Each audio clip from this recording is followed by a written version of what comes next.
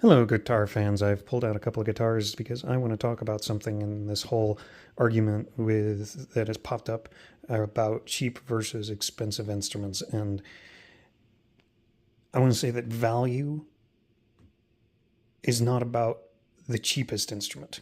It's about the instrument that gives you the most for your money. And a cheap brand is unlikely to do that. And when I say that, it's more like you can tell how good the worst product from a company is by how good the best product is and how much they're willing to tarnish their reputation with something cheap.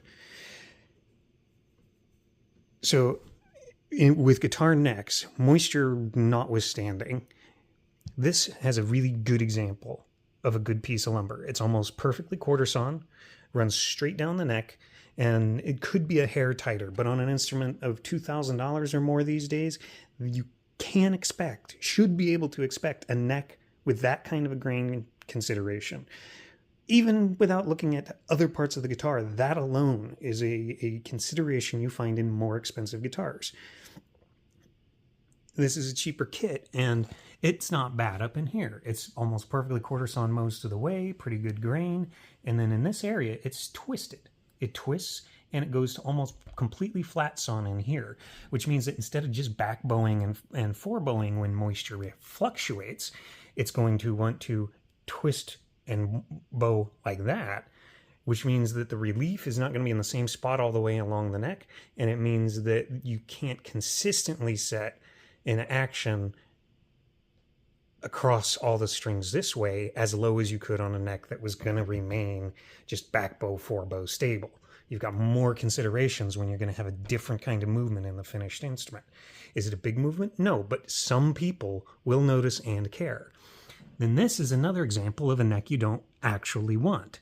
It's flat sawn. The grain lines run this way through the neck, which means that anytime the neck is stressed this way, the grain just wants to come apart. It doesn't reinforce itself like it does in this one, where the grain runs this way. And then a third issue with cheaper guitars is just a worse cut of wood. This has mineral inclusions in it, and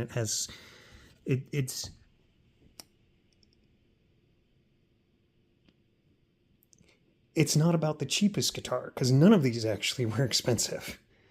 And part of the reason you can't get a neck like this on a super cheap instrument, not feasibly anyway, this one's mahogany, so especially these days that would be an expensive neck to get, is because a piece of lumber this good makes up 1 or 2% of the tree.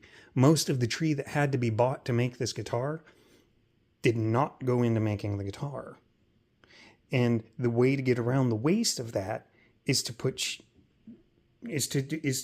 have parts of your lumber stock that aren't perfect that still go on to guitars. That cuts your costs probably more than manual labor does. I am actually a big believer in value instruments because I don't actually own an expensive one. Even this SG here is not particularly expensive. And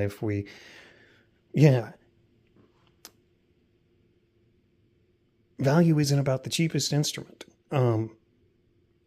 And for reasons related to that, I'm a huge proponent of not ordering a guitar sight unseen.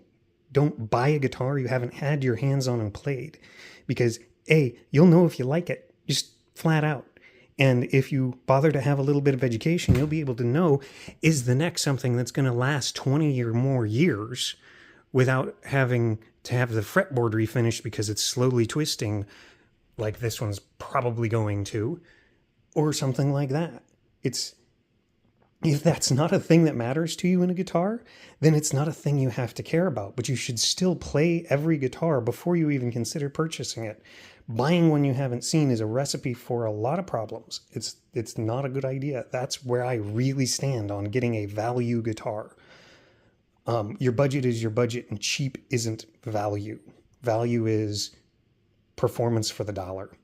And you can't get that out of a brand that is committed to cheapness. And that's just necks. There's a lot more to a guitar than the neck of it. Would this guitar sound different if it had a 1/2-inch maple top and a properly PRS style faux binding? Probably not. Would it look prettier? Yes.